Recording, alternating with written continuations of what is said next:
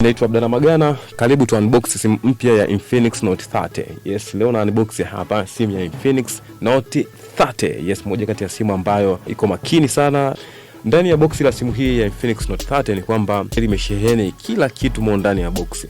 Kuna earphone, kuna cover ya simu, yes, lakini pia kuna charger za aina mbili. Yes, kuna charger ya kwanza ambayo ni wired charger ambayo hii ina wati zipatazo 45. Hii hapa, hii ni wired charger ikiwa na wati 45 ambayo hii unachaji simu kwa kutumia waya kama hizi charger za kawaida ambazo tumeshazoea. Lakini pia kuna charger nyingine ya pili ambayo ni hii hapa. Hii ni wireless charger ambayo hii ina wati 15.